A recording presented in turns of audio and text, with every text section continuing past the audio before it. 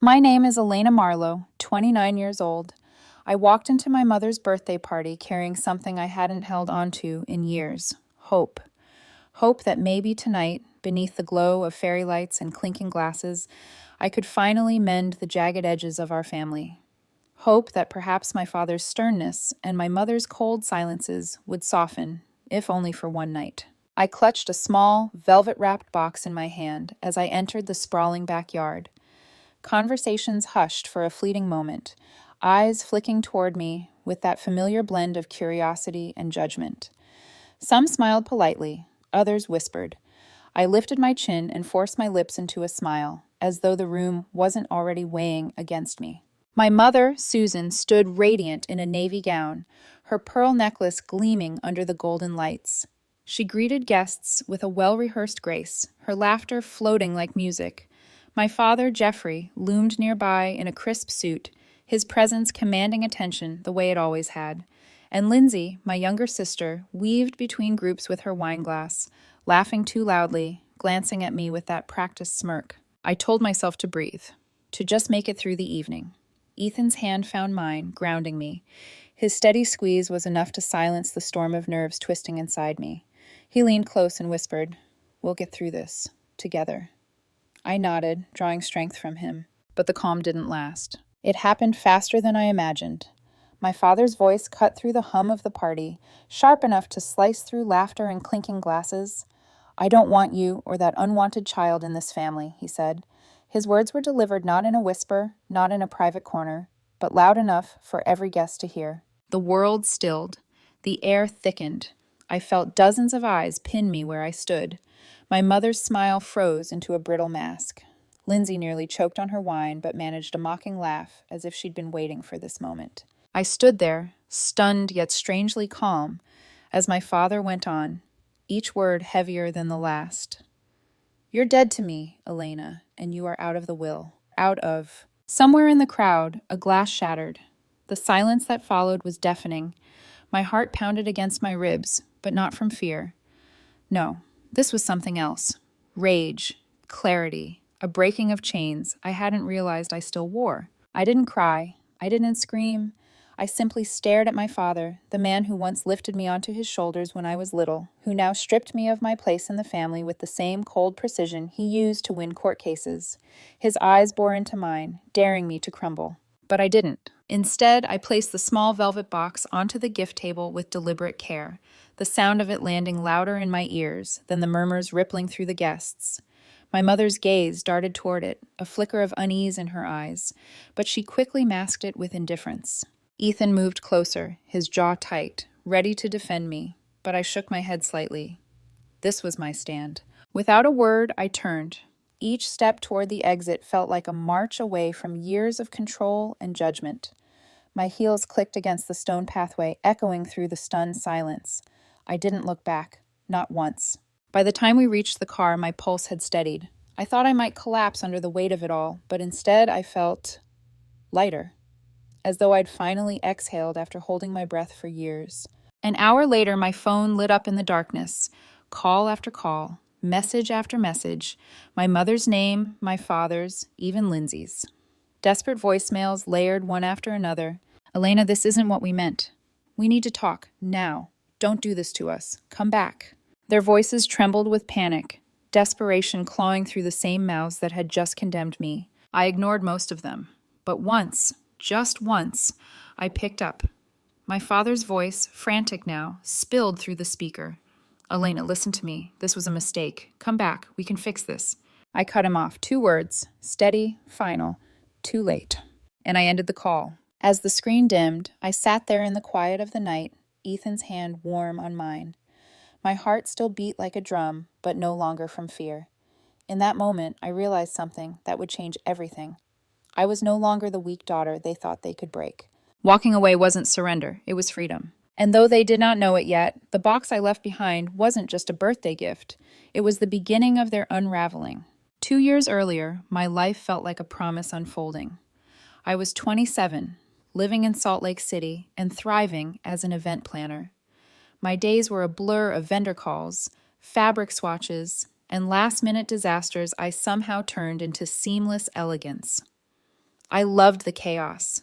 It made me feel alive, purposeful, even invincible. One spring evening, I was overseeing a charity gala for a local food bank, the ballroom shimmering with crystal chandeliers and the scent of white lilies. That's where I met Ethan. He was tucked in the corner of the catering setup, sliding gourmet sliders onto porcelain plates with quiet confidence. His sleeves were rolled, his dark hair slightly messy, his eyes focused but warm. Our first conversation started with a joke about how event planners and chefs were like fire and gasoline, always clashing but always creating something unforgettable. He made me laugh, not a polite chuckle, but the kind of laugh that loosened something inside me. We ended up talking long after the gala lights dimmed, about late-night jazz, bad puns, and dreams that didn't fit neatly into anyone else's expectations. Before we parted, he scribbled his number on a napkin. I kept it folded in my wallet like a secret. Ethan wasn't like the polished men my parents wanted for me. Jeffrey, my father, a retired lawyer who still carried himself like he was in court, envisioned a son-in-law with a corner office. My mother, Susan, who built a modest real estate firm, imagined someone with a country club membership. Ethan had neither.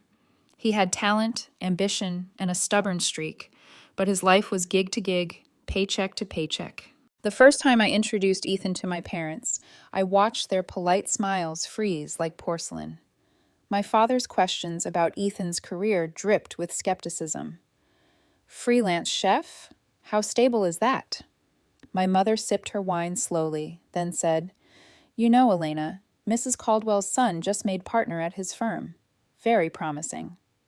Lindsay, my younger sister, smirked from across the table. "So, Ethan, do you have a 5-year plan, or are you just winging it?" Ethan squeezed my hand under the table, his knuckles tight, but he never snapped back. Later, when we left, he shrugged it off. "They don't know me yet," he said, but I saw the hurt flicker in his eyes. Their judgment stung, but I told myself it didn't matter. Ethan grounded me in a way my family never could. Around him, I could breathe. Around them, I felt like I was constantly failing some test I never agreed to take. What kept me steady was the memory of my grandfather, William Marlowe. He'd been a carpenter who built his own construction firm from the ground up. When I was little, he'd sit me on his workbench, sawdust in his hair, and tell me stories about grit, resilience, and making your own way. "Never let anyone define your worth, Elena," he'd say, his eyes twinkling. When I was 12, we built a birdhouse together. As we sanded the edges smooth, he told me, "Someday, when you start your own family, I'll have a gift waiting. Something to remind you who you are." I thought it was just one of his cryptic promises, the way grandfathers sometimes talk. But his words stayed with me, tucked away like a secret I couldn't quite decode. After his passing when I was 16, my parents never spoke much about him. Too much work, too much busyness. But I always felt they were holding something back. And as I grew older, especially once Ethan entered my life, that suspicion sharpened. Ethan and I built our own little world. Evenings cooking in his cramped apartment, lazy Sundays listening to records, dreams of opening his own restaurant one day. His optimism was contagious, but the shadow of my family's disapproval lingered. It wasn't just that they didn't like Ethan. It was as if my choices themselves were acts of rebellion. My mother once told me, "You used to be such a good daughter. What happened?" My father said, "You're throwing away your future." Even Lindsay, whose own career as a freelance interior designer was hardly stable, mocked Ethan as the starving artist type. But I remembered my grandfather's words, like a compass in the storm. I clung to them each time my family tried to steer me off course. Still, late at night, lying awake with Ethan's arm draped around me, I sometimes wondered if they were hiding something bigger, something that explained why their disapproval wasn't just about Ethan, but about me, about control. I couldn't prove it then, but deep down, I knew. There were secrets buried under my family's polished facade, secrets tied to my grandfather, secrets they would do anything to keep from me. And soon they would surface. Ethan proposed on a crisp October evening. His apartment smelled of roasted garlic and rosemary, the table set with mismatched plates and a single candle flickering between us. After dinner, he cleared his throat, slid out of his chair, and dropped to one knee. His hand trembled slightly as he held up a simple silver ring, the metal catching the light. "Elena," he said, his voice soft but steady, "you're my best friend, my anchor, my everything. Will you marry me?" My breath caught. I had imagined this moment, but the reality was raw and unpolished and perfect. Tears blurred my vision as I whispered, "Yes." He slipped the ring onto my finger, and we spent the rest of the night laughing, crying, dreaming aloud of the life we would build together. But I dreaded telling my family. I chose a familiar Italian restaurant for the announcement, hoping the cozy lighting and clinking of wine glasses would soften the edges. Ethan and I arrived early, nerves buzzing between us. When my parents and Lindsay walked in, the air shifted instantly. My father's eyes scanned Ethan as if assessing a hostile witness. My mother's smile was polite, but brittle. Halfway through the meal, I lifted my hand, letting the ring catch the candlelight. "We're engaged," I said, my voice steady though my pulse thundered. My mother's fork clattered onto her plate. "This is reckless, Elena," she snapped. "He can't support a family." My father leaned forward, his jaw tight. "You're wasting your potential on a dreamer." Lindsay smirked into her wine. "You're choosing a nobody over stability. Typical." Ethan's hand found mine beneath the table, squeezing gently, but his eyes glistened with hurt. I straightened my shoulders. I choose him because he's real, because he believes in me when none of you do. The table fell silent, but the weight of their disapproval pressed down harder than their words. That night, I lay awake, replaying the scene. My father's scowl burned into my mind, but my grandfather's voice whispered back from memory, "Never let anyone define your worth." Weeks later, my world shifted again. A pregnancy test lay trembling in my hand, 2 pink lines staring back at me. When I told Ethan, his joy was electric. He lifted me in his arms, spinning me around our tiny kitchen. "We're going to be parents," he whispered, his forehead pressed to mine. We agreed to keep it to ourselves for now, savoring the secret like a fragile flame. I hoped, naively, that maybe this child could bridge the gap between me and my family. Then fate intervened. One morning, at a downtown cafe, I bumped into Harold Grayson, my grandfather's old lawyer. He was kind but serious, his eyes weighted with something unsaid. "Elena," he began carefully, "your grandfather left a trust for you. It was meant to activate when you started a family, but your parents, they haven't been honest." My heart slammed against my ribs. The words pulled me back to that summer afternoon when I was 12, sanding wood beside my grandfather, hearing his promise of a future gift. It hadn't been just a whimsical story, it was real. "Why tell me now?" I asked, my voice unsteady. Harold's frown deepened. "Because I've watched how they treat you, and because you deserve to know. It was his wish that you be free to live your life, not bound by their control." I left the cafe in a daze, the city noise fading to a dull hum. Questions swirled like a storm. What had my parents done? Why keep this from me? How much had they taken? That evening, I tested the waters.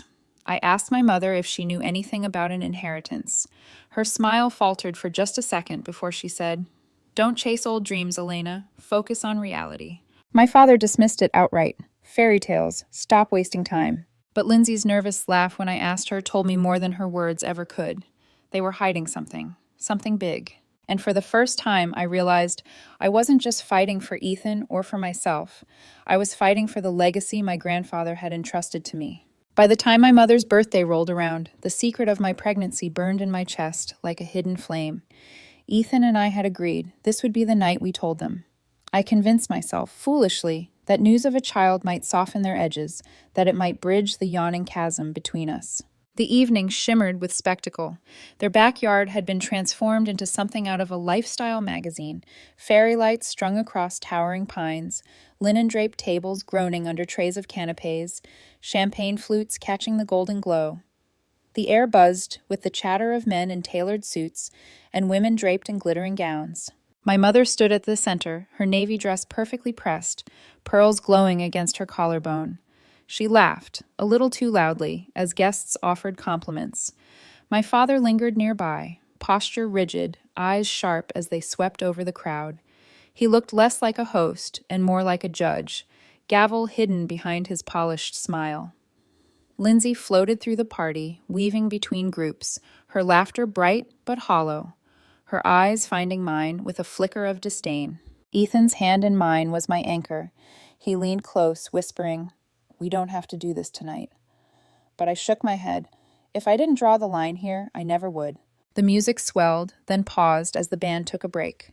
Guest conversations ebbed into a lull. My pulse quickened. I rose from my chair, lifting my champagne glass, the crystal trembling slightly in my grip. "I have an announcement," I said, my voice clear, though my throat tightened. Dozens of faces turned toward me, polite curiosity shifting into silence. Ethan squeezed my hand. I drew in a breath, steadying myself. "Ethan and I are expecting a baby." The words hung in the air, fragile and defiant. The silence that followed was suffocating. My mother's smile froze, her eyes widening before narrowing into something sharper. Lindsay halted mid-laugh, her glass poised halfway to her lips. A sneer tugged at the corner of her mouth. Then came my father. His face darkened, his voice booming like thunder. "A child? With that man?"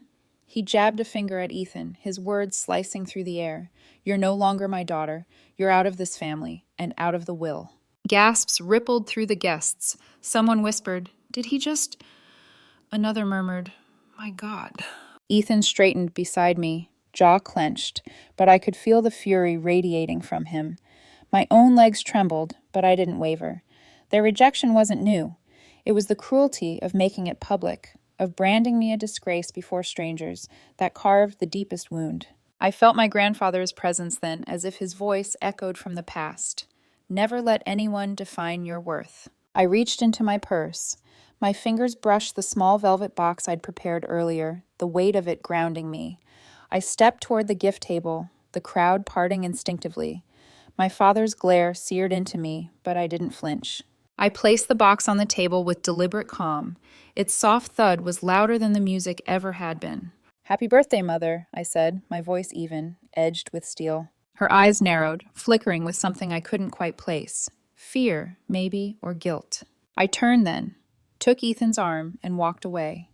My heels clicked against the stone path, each step echoing with finality. Behind me, the murmur of voices swelled again, heavy with judgment, curiosity, and disbelief. Outside, the night air was sharp against my skin, bracing and cold, but it felt like freedom. Ethan held me close as we walked to the car. "You were incredible," he whispered. But inside, my heart pounded, because the gift I'd left behind wasn't a celebration. It was a declaration. Inside that box lay my grandfather's heirloom ring and a folded letter in my handwriting. A letter that read, "I know about the trust. I know about the $1 million, and I know about the 500,000 you already took." As we drove away, headlights carving a path into the darkness, I felt the ground shift beneath me. The storm hadn't ended. It had only just begun. We hadn't even reached our apartment when my phone began buzzing like a wasp's nest. Call after call, message after message, my parents, my sister, even numbers I didn't recognize. I ignored them all, my fingers clenched around the phone like it might burn me.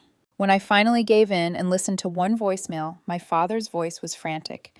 Nothing like the man who had thundered at me hours earlier. "Elena, we need to talk. You don't understand. This isn't what it looks like. Come back, please." Another, from my mother, was softer, laced with practiced tremors. "Elena, sweetheart, don't do this. We can fix it, please." But it was too late. Ethan sat beside me on the couch, his hand wrapped over mine, steady as stone. "They'll lash out," he warned. "That's what people do when they're cornered." His eyes were grave, but proud. He was right. By the next morning, the backlash had begun. My best friend Kristen called at dawn, her voice sharp with urgency. "Elena, you need to see this." She sent me screenshots from a local community page. My parents had posted long, venomous messages painting me as a greedy, ungrateful daughter who'd betrayed them. "Sabrina demanded her grandfather's trust fund, turning her back on her family," the post read. My mother added a comment beneath. "She's always been selfish, chasing money over loyalty." Lindsay, of course, chimed in, calling me a disgrace who abandoned her parents for cash. The comments spiraled, strangers piling on, neighbors clutching their pearls. "How could she do this to her family?" one wrote. "Entitled brat," sneered another. I stared at the screen, my stomach twisting, each word like a thorn. Kristen's voice broke through. "They're lying to save face. Everyone at that party saw what happened. Your father disowned you in front of half the neighborhood. People know." And she was right. Slowly, the truth began to leak. Mrs. Carter, our next-door neighbor, whispered to anyone who'd listen about the way my parents had rushed to the gift table the moment I left, their faces pale as they tore open the velvet box. She swore she saw my mother gasp, "How does she know?" while my father muttered, "This can't get out." Another guest, Mr. Thompson, told Kristen he'd seen my father shove my letter into his pocket, his face flushed with fury. Whispers spread through the community, poking holes in my parents' polished story. But the online smear campaign stung all the same. At night, Ethan would find me scrolling through comments, my eyes burning. "You can't keep reading this," he'd murmur, tugging the phone from my hand. "They're digging their own graves. Let the truth work for us." Kristen became my shield, pushing back in comment sections, reminding people of the outbursts they'd all witnessed, of the years my parents had tried to control me. She rallied mutual friends to speak out, and slowly, a countercurrent formed. Still, my parents doubled down. Within days, they posted again, calling me delusional, claiming I had fabricated the entire trust fund story. Their words dripped with righteous indignation, painting me as a liar desperate for attention. The irony was suffocating. They were the ones who had hidden my grandfather's legacy. They were the ones who had siphoned off $500,000 meant for me. The storm swirled tighter around us. My reputation was tangled in their lies, my name dragged through mud. I wanted to scream, to throw evidence into the public eye, to expose them fully. But Ethan and Kristen urged patience. "Pick your battle," Kristen said, her eyes fierce. "Don't just fight online. Fight where it matters." That's when I met Barbara Clean, a sharp-eyed lawyer Kristen had recommended, known for her unflinching tenacity. Sitting across from her in her sleek downtown office, I finally felt the tide shift. Barbara slid a folder across the desk, her voice calm but laced with steel. "Your parents withdrew $500,000 from the trust. The original sum was $1 million. It's illegal. We can sue to recover it." The documents in front of me were stark, black and white proof of their theft. I felt sick, betrayed all over again, but also vindicated. The decision wasn't easy. To sue my parents meant dragging our family ugliness into public record. It meant more venom, more lies, more headlines. But when I looked at Ethan, and then at the tiny ultrasound photo tucked into my wallet, I knew there was no choice. This wasn't just about me anymore. It was about my child's future, about reclaiming what my grandfather intended for me. That night, I stood at the nursery door, staring at the empty crib we'd just assembled. My hand rested on the smooth wood, and I whispered, "This is for you. I'll protect what's yours." And with that, the battle lines were drawn. 6 months later, the world had changed. My daughter, Ava, was born on a crisp March morning, her tiny cries piercing the hospital air, filling me with a joy so pure, it washed away the bitterness of everything else, at least for a moment. Ethan wept openly as he held her, whispering promises of a future we would build together. In that fragile, miraculous moment, I felt invincible. But the shadow of my family still lingered. Jeffrey and Susan, my parents, hadn't stopped their smear campaign. Their posts dripped with venom, accusing me of greed, of betrayal, of fabricating lies for money. Lindsay backed them up, adding her own cruel barbs, pretending to be the loyal daughter they never disowned. Ethan's family became our shelter. His mother, Diane, arrived daily with casseroles and warm hugs, her kindness filling the void my own mother had left. His father, Robert, fixed the squeaky crib, repaired our leaky faucet, never once making me feel like a burden. Even Daniel, Ethan's younger brother, became Ava's favorite playmate, his goofy faces drawing her first giggles. In their laughter and care, I found the kind of family I had always longed for. Still, the truth about the trust fund gnawed at me.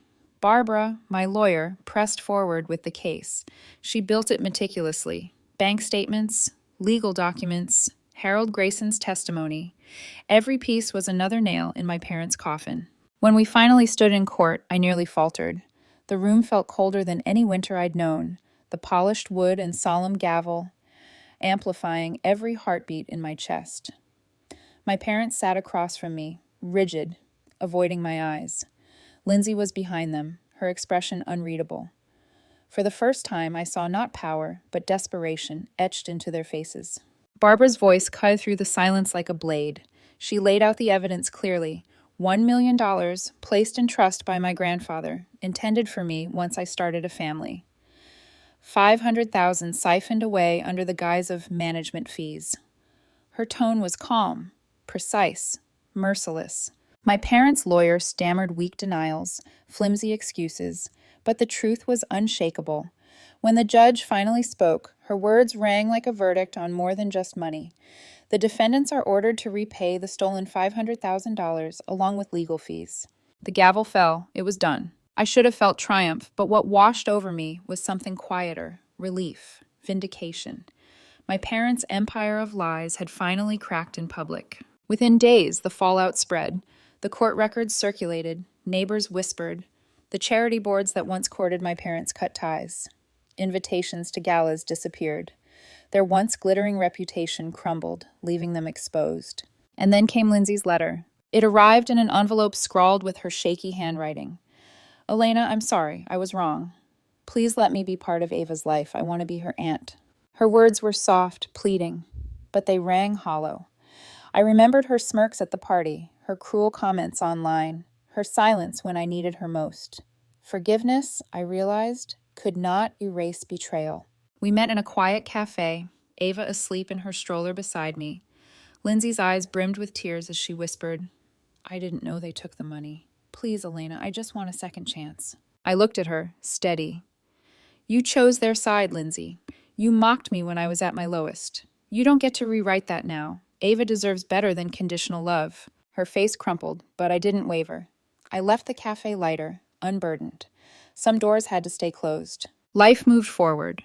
With the restored trust, Ethan opened the restaurant he had always dreamed of, Brooke's Table. It thrived, critics praising his food, customers returning week after week. I advanced in my career too, rising to senior event manager, known not as Jeffrey and Susan's daughter, but as Elena Marlowe, resilient, capable, independent. And Ava, our Ava, was the center of it all. By her first birthday, she toddled across our living room, curls bouncing, laughter spilling into every corner of our home. Diane's hugs, Robert's quiet support, Daniel's silly games. Together they gave her the kind of family my parents never could. Sometimes I wondered if I should forgive, if forgiveness might bring peace. But each time I thought of their lies, their theft, their cruelty, I knew forgiveness without change was only surrender. My child deserved better. I deserved better. Now, in the evenings, Ethan and I sit on our porch, watching Ava chase fireflies in the yard. The air is warm, filled with her laughter, the hum of possibility. Ethan takes my hand, his thumb brushing over the scar the past left behind, and whispers, "We made it." And I know he's right. My grandfather's promise wasn't about money. It was about strength, about never letting anyone else define my worth. I see his lesson in every plate Ethan serves with pride, in every step Ava takes into a world we built free of deceit. Happiness, I've learned, isn't handed down by family name. It's carved from honesty, from love, from courage to walk away when staying would mean breaking yourself. That is the life I fought for. That is the life I will protect.